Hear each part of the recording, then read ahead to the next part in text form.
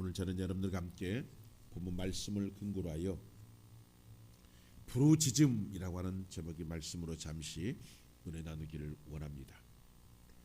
우리는 세상을 살아가면서 많은 어려움에 부딪힘이 있습니다. 인간의 삶이 그냥 평범하니 흘러가면 좋지만 지금까지 평범하니 삶을 살아가는 사람은 그렇게 많지 않을 것입니다. 그러니까 대부분 사람들은 인생이란 여정 속에서 어두움의 시간 속을 더듬으면서 나아갈 때가 있었다는 것입니다. 물론 지금도 여전히 삶의 캄캄함 속에서 고난을 겪는 사람도 있을 것입니다. 얼마나 이런 사람들이 많은지 모릅니다. 캄캄함이란 바로 고난을 말하죠.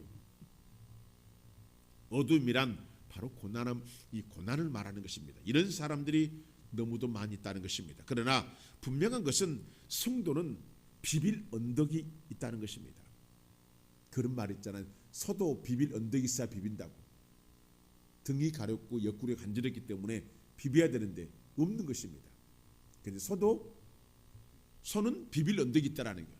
나무에다 비빌고 또 언덕에다 비빌고 벽에다도 막 비빕니다.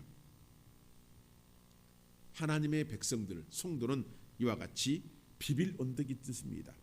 홀로 방치된 존재가 아니라 가장 위대하신 하나님의 자녀로 이미 세워져 있다는 것입니다. 그래서 하나님은 모든 시선을 우리 삶에 두고 계시는 것입니다. 하나님의 눈은 우리에게 있습니다. 우리는 생각하기를 나는 홀로 산다고 하지만 그렇지 않습니다. 내 문제는 내가 해결해야 한다고 하지만 그렇지 않습니다. 또한 내 미래는 내가 결정하고 헤쳐나가야 한다고 하지만 그렇지 않습니다. 기억해야 되는 것입니다. 성도는 하나님의 사랑의 줄에 묶여져 있다는 것입니다. 이 줄을 끌어낼 존재는 없습니다. 어떤 피조물도 이 줄을 끌어낼 존재는 없습니다. 그러니까 내가 하나님을 믿고 지금 살아간다면 나는 이미 하나님을 사랑하고 있는 것입니다. 나는 잘 못 느끼지만 하나님은 내가 하나님을 사랑하고 있는지를 너무도 잘 알고 계시다는 것입니다. 그래서 하나님은 나보다 더 나를 사랑하시는 하나님 아버지이신 것입니다. 또한 하나님은 하나님의 이름을 아는 것, 그 자체만으로도 하나님의 백성을 세우시길 원하시며 어둠 속에서 빛 가운데로 세우시길 원하신 분이신 것입니다. 우리 하나님은 그렇다는 것입니다. 그리고 어려움이 닥쳤을 때 또는 자신이 알 수 없음을 인식하고 하나님을 찾을 때 하나님은 속히 나타나셔서 응답을 주시는 하나님이심을 기억해야 하는 것입니다. 그러나 사람들은 자신이 할 수 없음에도 불구하고 끝까지 자신이 해보다가 포기하고 절망합니다. 하나님께서 어려운 문제를 허락하셨을 때는 이유가 있습니다. 첫째는 하나님을 사랑하라는 메시지입니다. 우리에게 어려움이 있잖아요. 지금은 없다 할지라도 어려움이 생깁니다. 근데 이 어려움이 왜 생기는가? 바로 하나님을 사랑하라. 그런 메시지라는 것. 둘째는 하나님을 의식하라는 것입니다. 셋째는 부르짖으라는 그런 의미입니다. 성경은 정확히 말씀하고 있습니다. 시편 91편 14절과 16절입니다. 하나님 이르시되 그가 나를 사랑한즉 내가 그를 건지리라. 그가 내 이름을 안즉 내가 그를 높이리라. 그가 내게 간구하려니 내가 그에게 응답하리라. 그들이 환난당할 때 내가 그와 함께하여 그를 건지고 영화롭게 하리라. 내가 그를 장수하게 함으로 그를 만족하게 하며 나의 구원을 그에게 보이리라 하시도다. 성경은 이렇게 말씀하고 있습니다. 보십시오 여러분. 하나님은 하나님을 사랑하고 하나님의 이름을 인식하고 사는 사람을 높이신다고 하십니다. 또한 그 사람이 하나님께 간절히 구하면 하나님은 그에게 응답을 하신다고 합니다. 또한 하나님 백성들이 환난당할 때 하나님께서 그 사람과 함께하여 그 사람을 건지고 영화롭게 한다는 것입니다. 더 나아가 그 사람을 장수하게 하고 그 사람을 만족하게 하며 하나님의 구원 즉 축복을 보인다고 성경은 이렇게 말씀하고 있다는 것입니다.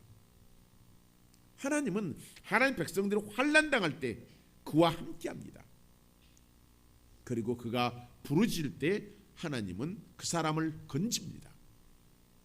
회복시킨다는 것입니다. 그리고 영광스럽게 한다는 것을 성경은 이렇게 말씀해주고 있는 것입니다. 그러므로 사랑하는 성도 여러분, 이 하나님이 현재 어두움의 밤을 지나고 있는 성도가 있다면 부르짖으라는 것입니다. 놀라운 것은 부르짖을 때 위로가 되더라는 것입니다. 왜입니까 여러분?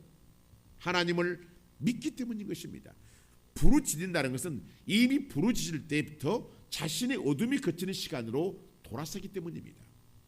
하나님을 찾는다는 것은 어둠이 밝은 빛으로 돌아서는 시간이라는 거예요. 우리가 자동차를 운전하다 보면 유턴 표시가 있죠. 유턴을 해야 됩니다. 저 유턴 표시가 들어와서 화살표 방향으로 유턴하러 갑니다. 그때 어떻게 해요? 기분이 좋지요. 유턴하는 순간부터 내 마음이 평강이 돌아오죠. 바로 우리가 부르짖을 때 이와 같은 하나님의 어둠의 시간이 제거된다는 것을 말씀하고 있는 것입니다. 하나님 백성의 시간이란 이미 하나님의 통치권 안에 들어있는 시간입니다. 그러니까 하나님은 하나님 백성들이 실수로 죄악으로 허물로 잃어버렸던 시간을 다시금 돌이키시는 하나님의 시험을 알 수가 있는 것입니다. 그러므로 자신에게 어려움이 찾아왔다면 하나님께 부르짖어야 한다는 것입니다. 부르짖는다는 것은 두 종류로 나타나는데, 첫째는 지금의 현 상황을 있는 모습 그대로 소리내어 부르짖는 것입니다. 슬픔이 올 때는 통곡을 하지요. 마찬가지로 내 삶에 어려움이 올 때는 통곡하라는 것입니다. 이것은 소리내어 부르짖는 모습입니다. 대부분 부르짖는 사람이 여기에 속합니다. 우리가 잘 아는 다윗은 참으로 인생의 위기가 많았던 사람입니다. 다윗의 위기란 생명이 오가는 위기입니다. 이런 위기 때마다 그는 하나님께 부르짖었습니다. 특히 다윗의 마음을 아프게 하고 참담한 시간 속에 있을 때가 있었는데, 바로 그의 아들 압살롬이 반역하고 군대를 일으켜서 아버지 다윗을 죽이려고 할 때인 것입니다. 참담하죠. 다윗은 아들이 군대를 피해 도망가야 했습니다. 참으로 참담했습니다. 다윗은 이 참담함을 시로 지었는데 바로 시편 3편입니다. 1절과 4절을 보십시오. 여호와여, 나의 대적이 어찌 그리 많은지요. 일어나 나를 치는 자가 많으니이다. 많은 사람이 나를 대적하여 말하기를 그는 하나님께 구원을 받지 못한다 하나이다. 여호와여, 주는 나의 방패시요 나의 영광이시요 나의 머리를 드시는 자이시다. 내가 나의 목소리로 여호와께 부르짖으니 그의 성산에서 응답하시는도다. 성경은 이렇게 말씀하고 있습니다. 보십시오 여러분. 다윗이 지금의 상황을 어떻게 인식하고 있습니까? 바로 현재 고난을 하나님께 맡긴다는 것입니다. 그래서 다윗은 하나님은 자신의 방패요 영광이요 자신의 머리를 드시는 자라고 인식을 하는 것입니다. 그리고 다윗은 소리쳐 부르짖었다는 것입니다. 분명히 다윗은 자신의 목소리로 하나님께 부르짖었다고 합니다. 그러니까 다윗은 있는 힘을 다하여 목소리를 높여 울부짖었다는 것입니다. 얼마나 이런 일들이 많은지 모릅니다. 어떤 사람은 말합니다. 하나님께서 귀가 먹어서 그렇게 소리치냐고 말합니다. 작은 소리로 속으로 기도해도 들으신다고 말합니다. 맞습니다. 하나님은 다 들으시는 하나님이십니다. 목소리를 내지 않아도 마음속으로 기도를 해도 하나님은 들으시는 하나님이십니다. 그러나 부르짖을 때는 하나님께서 못 들으셔서 그렇게 부르짖는 것이 아니라 자신의 아픔과 고통과 통곡을 하나님께 표현하는 것입니다. 하나님, 내가 이렇게 아파요. 내가 이렇게 고통스러워요. 내가 이렇게 힘들어요. 내가 이렇게 슬퍼요. 내가 이렇게 억울해요. 이런 마음으로 하나님께 표현하는 방법이라는 것입니다. 이 부르짖음은 바로 하나님의 마음을 터치하는 것과 같은 부르짖음입니다. 하나님 마음을 건드려요. 이 기도는 조용조용한 기도가 아닙니다. 이 기도는 절박한 기도입니다. 주변을 살필 수 없는 혼신의 기도입니다. 오직 하나님만 바라보는 기도인 것입니다. 다윗은 소리쳤습니다. 부르짖었습니다. 그는 주변을 살피며 기도하지 않았다는 것입니다. 오직 주님만 바라보고 부르짖으며 기도하였던 것입니다. 그러면 성도는 문제를 키우지 마셔야 되는 것입니다. 무슨 말씀입니까? 대부분 사람들은 어려움이 작다고 생각하면 그냥 대수롭지 않게 생각합니다. 그리고 생각하기를 이까짓 별일 아니다라고 생각을 하더라는 것입니다. 그러나 기억해야 되는 것입니다. 하나님께서 하나님 백성들에게 행하시는 모든 것은 우연이 아니며 반드시 하나님은 계획 속에서 이루신다는 것입니다. 이것은 우연히 된 거야. 별일 아니야. 하나님의 사전에는 우연이 존재하지 않습니다. 그래서 하나님은 계획 속에서 모든 것을 이루신다는 것입니다. 그냥 아무렇게나 하나님 하시지 않으시다는 것입니다. 그러므로 작은 어려움이나 문제가 직면했다면 긴장하고 이 문제에 대하여 기도하며 부르짖으며 하나님께 나가야 한다는 것입니다. 속담에 호미로 막을 것 가래로 막는다는 말이 있습니다. 그냥 지나치지 말라는 것입니다. 호미로 막아야 될 것을 가래로 막는다 말은 쉽게 말하면 이 가래라는 것, 지금으로 말하면 포크레인 것 같은 것입니다. 이것을 막는다라는 것, 키우지 말라는 것입니다. 하나님께서 이렇게 여러 문제를 보여주시는 것은 우연히 실수로 보여주시는 것이 아니기 때문인 것입니다. 하나님은 결단코 실수하지 않으시기 때문입니다. 그러니까 문제를 주시는 이유가 있는 것입니다. 대부분 그 이유는 두 가지로 나누는데, 첫째는 우리가 하나님과 멀리 떨어져 있기에 가까이 오라는 사인인 것입니다. 문제가 다가왔어요. 여러분의 삶 가운데 이거 무슨 문제라고요? 하나님이 너 지금 너무 멀리 갔다, 나하고 지금 멀리 떨어졌다, 가까이 와라 라는 사인이라는 거예요. 어려움이 다가오죠. 가족의 관계, 재정의 관계, 사업의, 직장의 관계, 여러 가지 사람의 관계. 이것은 어려움이 온다는 것은 하나님과 관계가 멀어졌다는 하나님의 사인이라는 것입니다. 둘째는 우리에게 축복을 주게 하여 테스트하는 방법입니다. 그 하나 방법이 바로 아브라함의 테스트죠. 아들 이삭을 모리아산의 번제로 드리라는 테스트였습니다.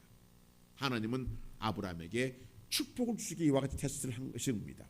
그러나 대부분 우리가 멀리 하나님과 떨어져 있다는 것입니다. 그러므로 어려움이 오면 즉각 알아차린다는 것입니다. 내가 하나님으로부터 멀어져 있었구나라고 생각하고 예배로, 기도로, 헌신으로, 봉사로 다가오셔야 한다는 것입니다. 그러나 대부분 성도들이 잘 다가오지 않습니다. 왜입니까? 자신의 생각으로 판단하기 때문입니다. 내 일도 중요해요. 내 직장 일도 중요하고 내 사업 일도 중요해요. 맞습니다. 중요합니다. 그러나 여러분의 삶은 첫 번째가 하나님을 예배하는 삶이라는 것입니다. 여러분의 본질은 예배예요. 사업이 아니고 직장이 아니에요. 본질은 첫 번째는 예배입니다.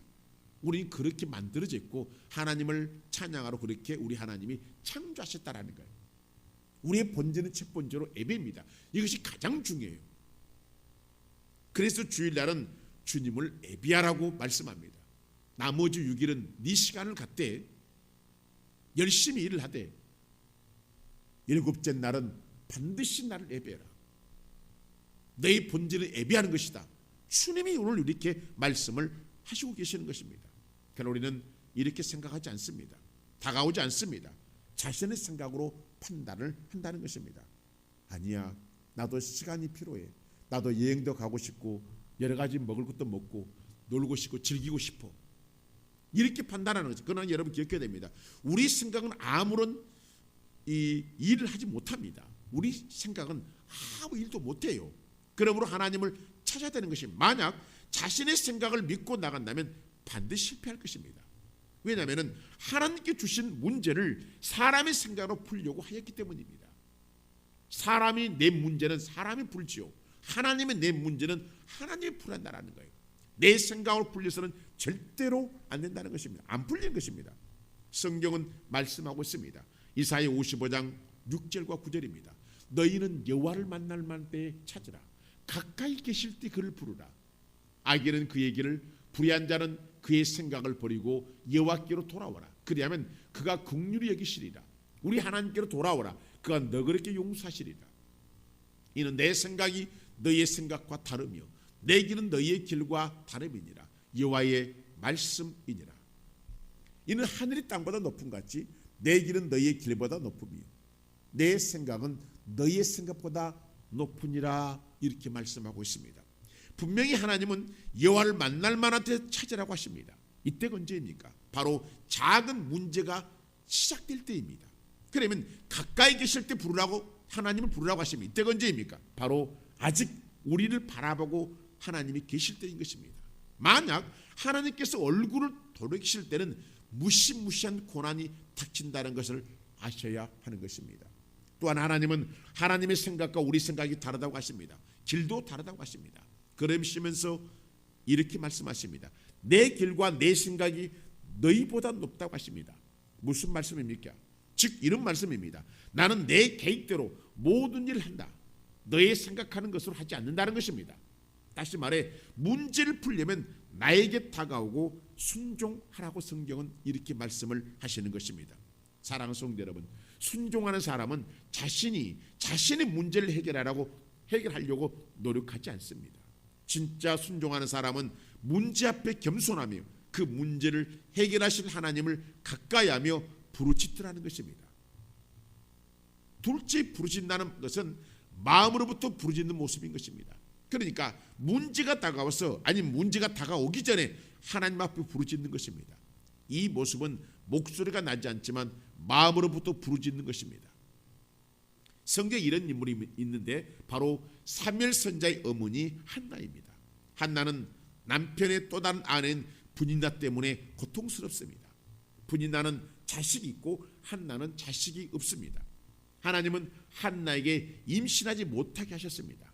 이때 그의 족수인 분인나가 한나를 격분시키고 괴롭게 합니다. 이 말은 사람을 비참하게 했다는 것입니다. 정말로 수치와 멸시를 가했다는 뜻입니다. 이런 일이 한두 번이 아닙니다. 매년 분인나는 그랬습니다. 왜냐하면 분인나보다 남편 엘가나는 한나를 사랑하여 항상 재물의 분깃을 한나에게 갑절이나 줬기 때문입니다. 이 사실을 분인나가 너무도 잘 압니다. 물론 분인나의 마음을 모르는 바가 아니지만 한나 입장에서는 죽을 지경인 것입니다. 이 분인나의 고통, 이 분인나의 아픔을 주는 것이 보통 일이 아니에요. 죽을 지경입니다. 사무엘상 1장 4절과 7절입니다. 엘가나가 제사를 드리는 날에는 제물의 분깃을 그의 아내 분인나와 그의 모든 자녀에게 주고 한나에게는 갑절을 주니 이는 그를 사랑합니다. 그러나 여호와께서 그에게 임신하지 못하게 하시니 여호와께서 그에게 임신하지 못하게 하심으로 그의 적수인 분인나가 그를 심히 격분하게 하여 괴롭게 하더라. 매년 한나가 여호와의 집에 올라갈 때마다 남편이 그같이 하며 분인나가 그를 격분시키므로 그가 울고 먹지 아니하니. 성경은 이렇게 말씀하고 있습니다. 분인나는 한나의 속을 뒤집어 버립니다. 만약에 분인나가 남편의 마음을 알고 한나의 마음을 알았다면 마음은 아프지만 이렇게까지 고통을 주지는 않았을 것입니다. 그러나 분인나는 먼 미래를 내다볼 수 없는 사람입니다. 축복을 할 줄 모르는 사람입니다. 상대방의 아픔을 슬픔을 모르는 사람입니다. 오직 자신만 알아주라는 사람입니다. 즉 욕심이 많은 여인이었던 것입니다. 또한 분인나는 자신의 격한 감정을 한나에게 풀었습니다. 스트레스 대상자가 분인나는 한나였던 것입니다. 이 한나 입장에서는 죽을 지경인 것입니다. 그러나 한나는 이 아픔을 눈물로 살아갑니다. 남편에게 말할 수도 있습니다. 그러나 한나는 남편에게도 말하지 않습니다. 한나는 더 이상 이제 견딜 수가 없습니다. 사람의 말로 더 이상 고통을 당할 수가 없었습니다. 남편의 위로도 더 이상 필요치 않습니다. 싫었습니다. 사람에게 위로받고 사람에게 고통당할 수가 없습니다. 그는 일어났습니다. 자리를 털었습니다. 그리고 그녀는 하나님을 찾았다는 것입니다.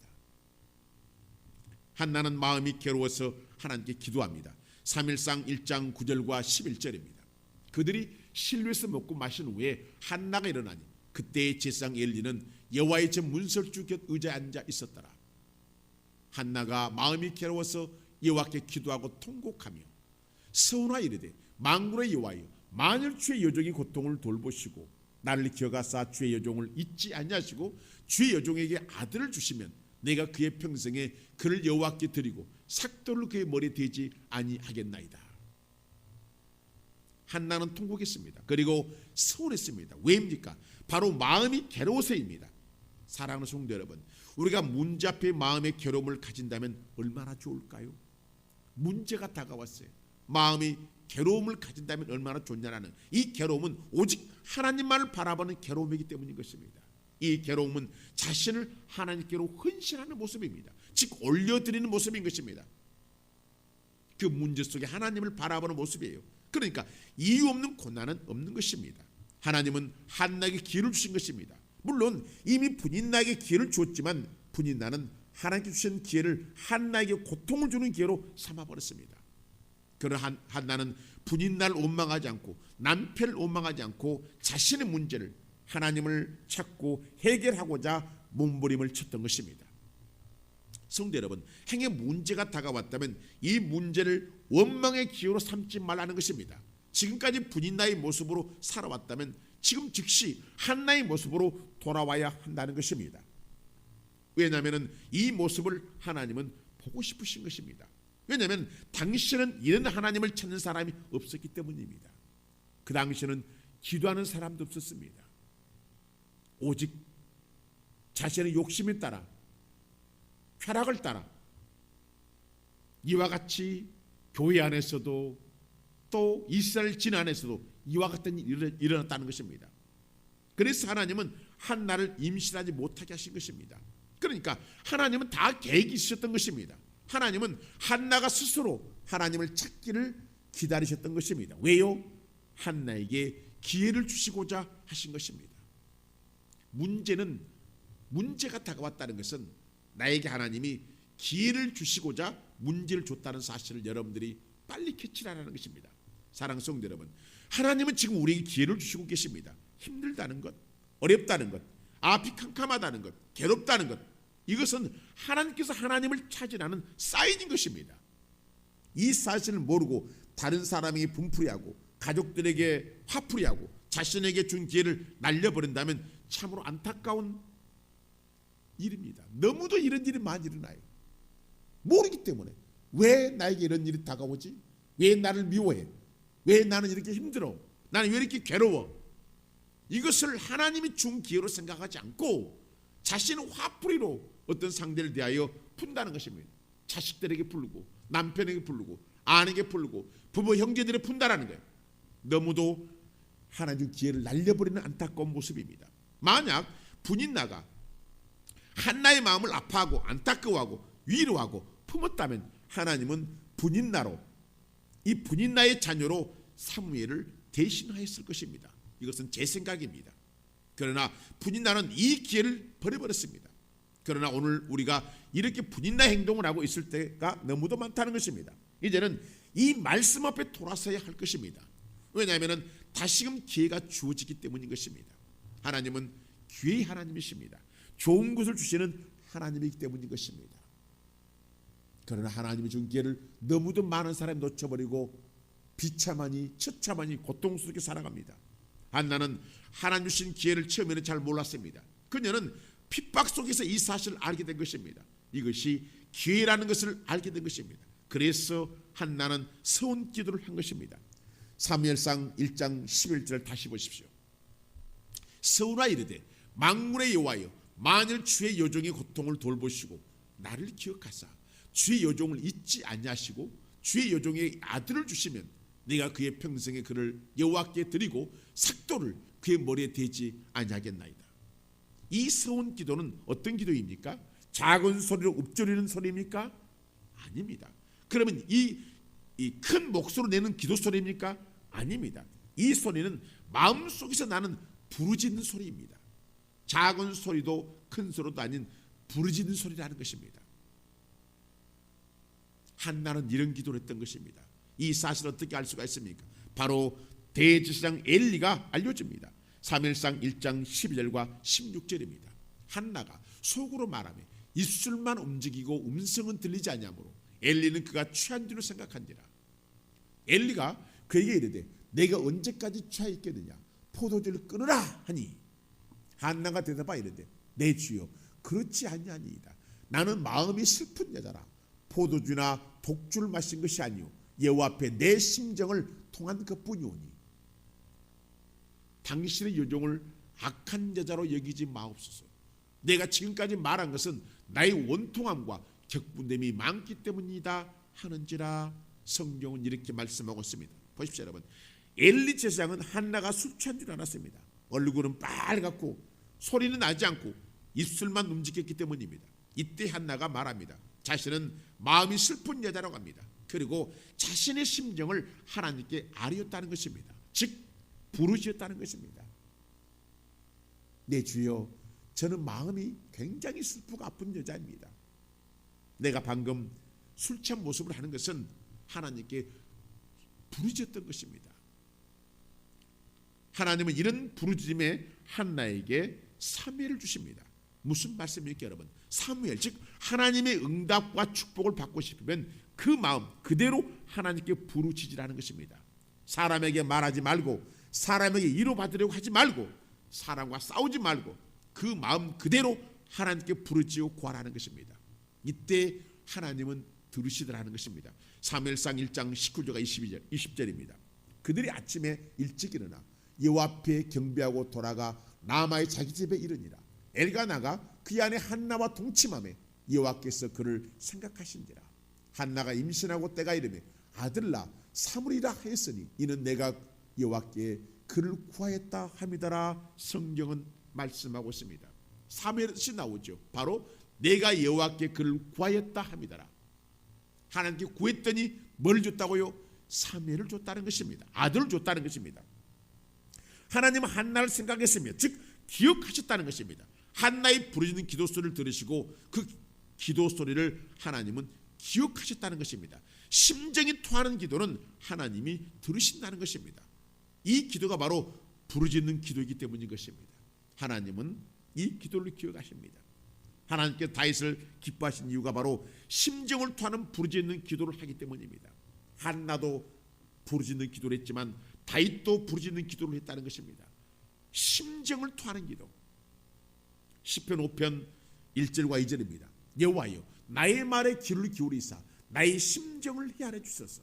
나의 왕 나의 하나님이여 내가 부르짖는 소리를 들으소서. 내가 주께 기도하나이다. 성경은 이렇게 말씀하고 이 기도는 악인의 심판을 구하는 기도입니다. 다윗은 자신의 심정을 헤아려 달라고 간구합니다. 이 기도는 바로 다윗의 부르짖는 기도였던 것입니다. 다윗은 왕이었습니다. 그런데도 그는 부르짖었다라는 것입니다. 사랑하는 성도 여러분, 여러분 앞에 원수가 있습니까? 문제가 쌓여 있습니까? 그렇다면 지금이 기회인 것입니다. 지금 여러분들의 심정을 헤아려 달라고 기도를 하라는 것입니다. 사람의 지식으로 움직이지 말고, 정보로 움직이지 말고, 계획으로 움직이지 말고 기회를 주신 하나님의 계심을 알고 지금 성령으로 오셔 계시는 하나님께 부르짖어야 한다는 것입니다. 성령이여 나를 도와주옵소서. 보혜사 성령이여 나를 도와주시옵소서. 성령님이 아니면 할 수 있는 것이 없습니다라고 자신의 심정을 토하는 마음으로 하나님께 부르짖으라는 것입니다. 지금 예배 가운데서도 말씀을 들으면서도 부르짖어야 되는 것입니다. 즉 심정을 토하는 마음으로 여러분들의 마음을 드리라는 것입니다. 다윗처럼 한나처럼 하라는 것입니다. 우리는 부르짖어도 부족한 사람들입니다. 그런데 부르짖질 않아요. 또한 여러분들의 자녀를 위하여 부르짖어야 됩니다. 지금은 별 문제가 없습니까? 영원토록 내 자녀에게 문제가 발생하지 않으면 좋겠지만 반드시 문제는 발생합니다. 왜냐하면 우리가 이런 많은 문제를 가지고 지금까지 살아왔기 때문입니다. 또한 가족을 위하여 부르짖어야 됩니다. 마찬가지로 가족에게도 문제가 발생하기 때문인 것입니다. 기도를 그친다는 것은 어리석은 것입니다. 기도를 하지 않는다는 것은 비참해집니다. 지금의 웃음이 슬픔으로 통곡으로 나타난다는 거예요. 그래서 기도를 해야 되는 것입니다. 성경은 말씀합니다. 시편 30편 5절입니다. 그의 노염은 잠깐이요 그의 은총은 평생이로다. 저녁에는 울음이 깃들지라도 아침에는 기쁨이 오리로다 말씀합니다. 저녁이 울음이 깃든다는 말씀은 부르짖는 기도를 했을 때입니다. 자신의 마음을 심정을 토로했을 때입니다. 그러니까 저녁 내에 부르짖었다라는 것입니다. 저녁 내내. 놀라운 것은 아침의 기쁨인 응답이 오더라는 것입니다. 하나님은 이런 하나님인 것입니다. 오늘 본문도 마찬가지입니다. 시편 기자는 하나님을 갈망합니다. 왜냐하면 참여함이 용서해달라는 내용입니다. 시편 기자는 이스라엘의 죄악을 사해달라고 중보기도 합니다. 이 기도는 보편적인 기도가 아니라 부르짖는 기도였던 것입니다. 하나님이요 이 이스라엘 땅, 이 대한민국 땅에 죄악을 사해 주시옵소서라고 악을 쓰면서 통곡하고 부르짖었다는 것입니다. 본문 1절과 2절입니다. 여호와여 내가 깊은 곳에서 주께 부르짖었나이다. 주여 내 손을 들으시며 나의 부르짖는 소리에 귀를 기울이소서. 시편 기자는 내 소리를 그리고 나의 부르짖는 소리에 귀를 기울여달라고 합니다. 이것은 자신의 기도에 응답해달라는 간절함이 묻어난 반복적인 기도입니다. 그러니까 이 기도는 일상적인 기도가 아니라 크나큰 위기 가운데 올려드리고 드리는 간절하고 절박하고 부르짖는 기도인 것입니다. 이 기도를 시편 기자는 반복적으로 기도했던 것입니다. 계속 기도한 것입니다. 하나님이여, 이 백성을 용서하시고 이 백성을 사하시옵소서. 이들의 죄악을 사해 주셔서 회복시켜 주시옵소서. 계속적으로 반복적인 기도를 했던 것입니다. 그러므로 오늘 본문은 우리가 해야 할 기도인 것입니다. 언제입니까? 바로 지금인 것입니다. 즉 기도는 멈추는 것이 아니라는 것입니다. 왜냐하면 하나님은 나의 기도를 들으시기 때문입니다.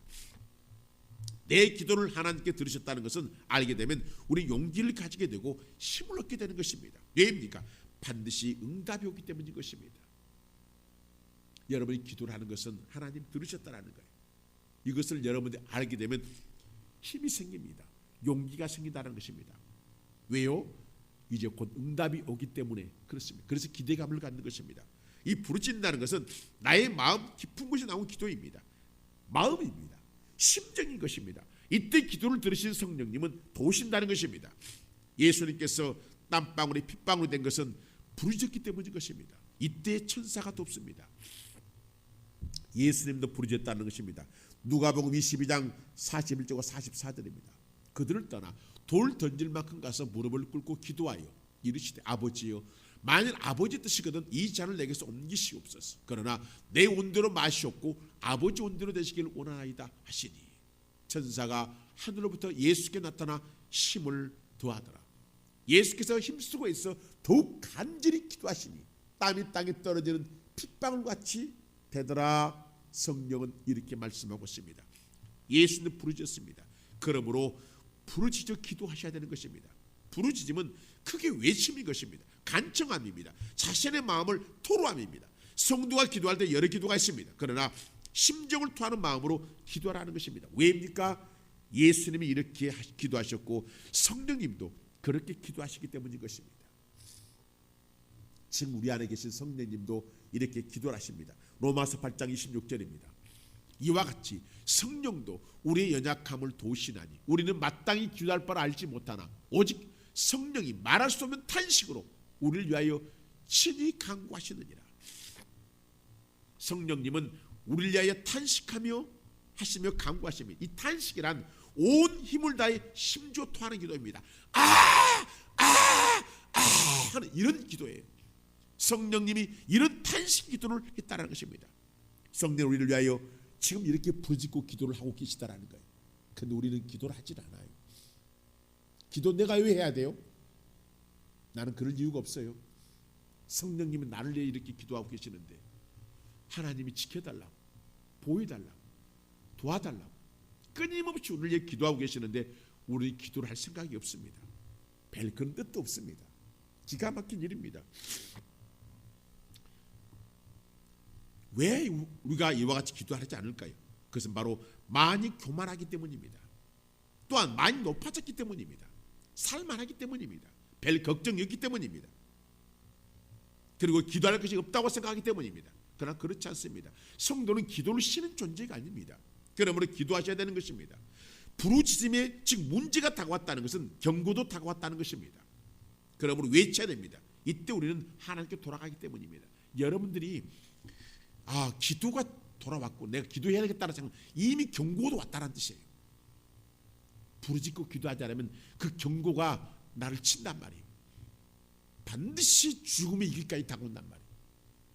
무시무시한 고통이 다가온단 말이에요. 겁주려고 그런 것이 아니라 보편적인 성경이 말씀이 그렇습니다. 사랑하는 성도 여러분, 기도를 시작하십시오. 짧아도 괜찮습니다. 1분 기도, 30초 기도도 괜찮습니다.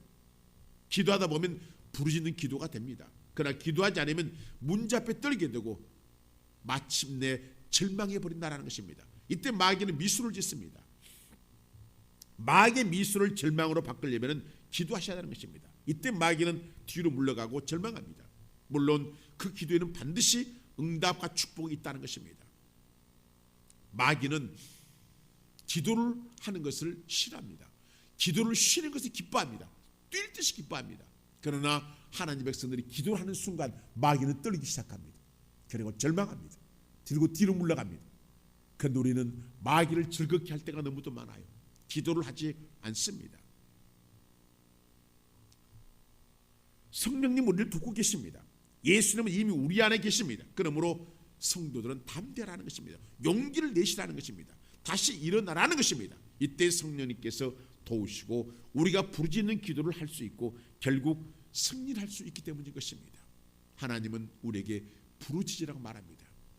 이 일을 행하는 여호와, 그 일을 지어 성취하는 여호와가 내게 이르노라. 너는 내게 부르짖으라. 내가 응답하겠고 내가 알지 못하는 크고 은밀한 일을 내게 보이리라. 주님은 이렇게 말씀하고 있습니다. 사랑하는 성도 여러분, 이 말씀을 기억하시고 어떤 상황일지라도 하나님께 부르짖으십시오. 이 일을 지어 성취하신 그 하나님은 우리와 함께 하신 하나님이라는 것입니다. 이 말씀을 여러분들이 꼭 기억하시고 어떤 상황에서도 하나님의 앞에 부르짖고 나갈 때, 다윗처럼 한나처럼 부르짖고 나갈 때 하나님은 응답의 축복으로 우리에게 허락하신다는 것입니다. 이 말씀을 기억하고 오늘 한 주간도 일생을 여러분 하나님 부르짖고 기도함을 통하여 귀하게 복되게 사용되는 축복의 역사가 있기를 주님의 이름으로 축복합니다. 고맙습니다. 하나님.